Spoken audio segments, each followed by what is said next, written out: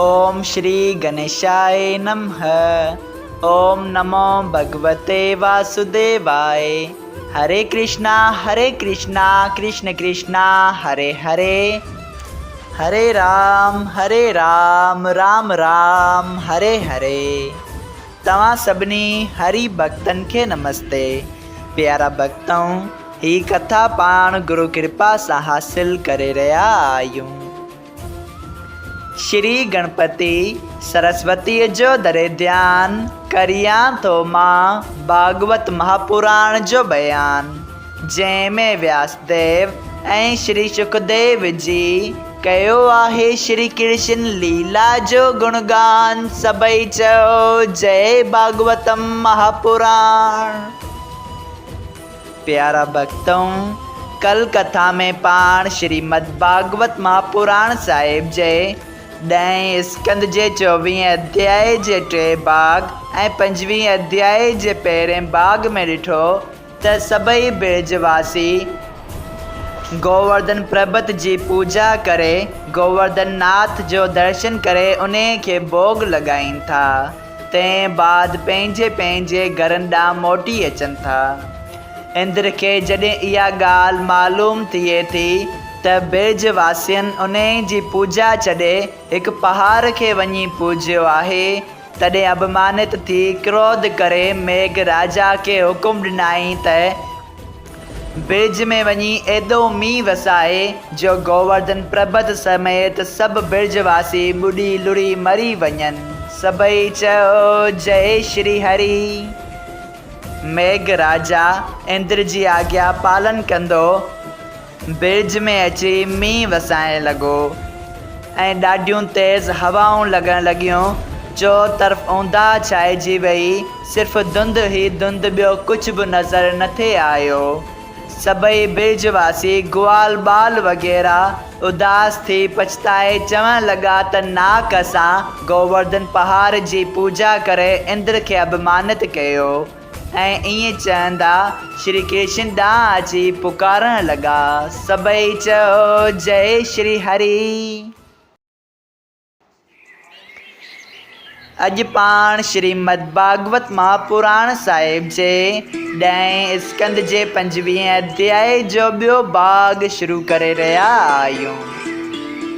श्री सुखदेव जी चवनि था, जॾहिं श्री कृष्ण ब्रजवासियुनि खे बेहद दुखी ॾिठो तॾहिं हुननि खे चयाईं त तव्हां पंहिंजे माल असबाब गांयुनि ऐं वछड़नि समेत गोवर्धन पहाड़ ते हलो त उहो अव्हां जी रक्षा करे इंद्र जो अपमान टोरींदो।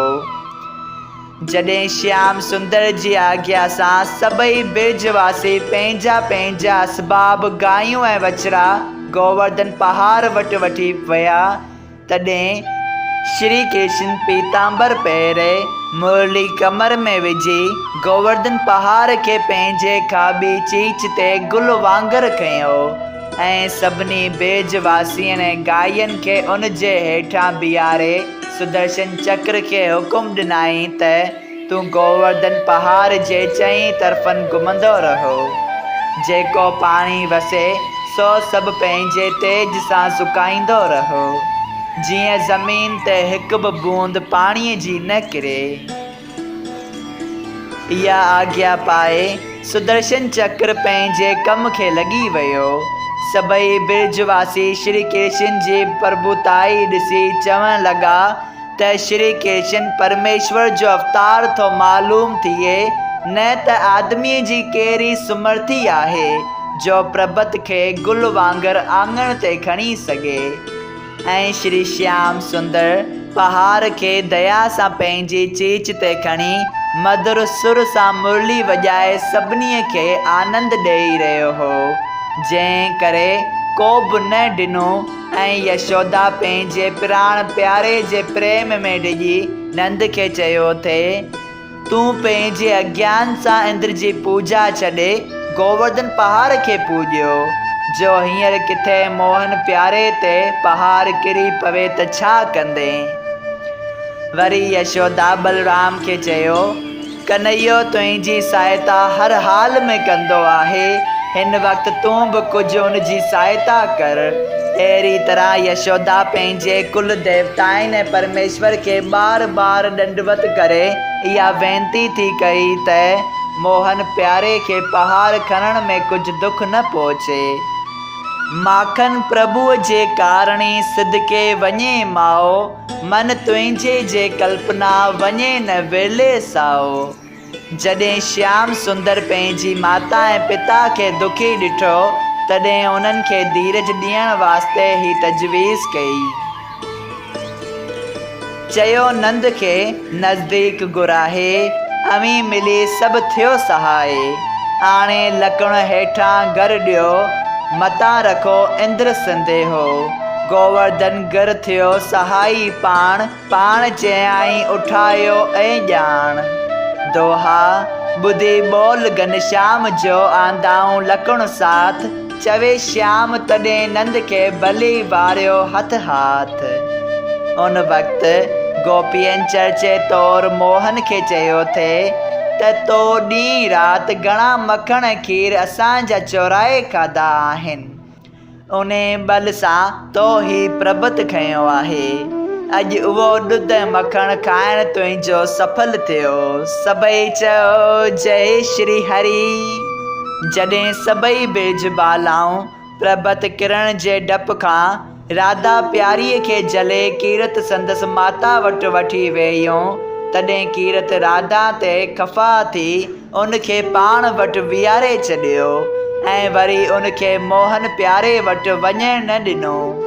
श्री सुखदेव जी चवनि था, हे राजा परीक्षित, हेॾा श्री कृष्ण पहाड़ खे खणी ब्रजवासियुनि जी रक्षा थे कई ऐं होॾा मेघ राजा मुआसलादार पाणी ऐं पत्थर वसाया थे ऐं विज जे चमकी थे त सभिनी जूं अखियूं बंदि थे थी वेयूं ऐं सुदर्शन चक्र श्री कृष्ण जी आज्ञा सां अहिड़ी फुर्तीअ सां चई तरफ़नि गोवर्धन पहाड़ जे घुमी रहियो हो जो सभई पाणी उन जे तेज सां सुकी थे वियो, जो हिकिड़ी बूंद बि पाणीअ जी ज़मीन ते न किरण थे ॾिनाई। राजा इंद्र इहो हाल ॿुधी करे पाण बि मेघ राजा जी मदद करण वास्ते चढ़ी आयो ऐं अहिड़ी तरह 7 ॾींहं ऐं 7 रातियूं पाणी वसंदो रहियो, पर कंहिं बि जीव खे को बि दुख न रसियो ऐं सभु ख़ुशीअ सां गोवर्धन पहाड़ जे हेठां घर वांगुरु वेठा रहिया। ऐं श्याम सुंदर हर साथ प्रेम सां गोपन ऐं गोपियुनि खां पुछियो थे त मुंहिंजा माता पिता ऐं संगति कीअं आहिनि। उन्हनि खे चयो त उहे कुझु बि फ़िकर न कनि। उन्हनि सभिनी जवाबु थे ॾिनो त सभई तव्हांजी कृपा ऐं दया सां ख़ुशि रही पाणी ऐं बादलनि जो तमाशो ॾिसनि था। सभई चयो जय श्री हरि।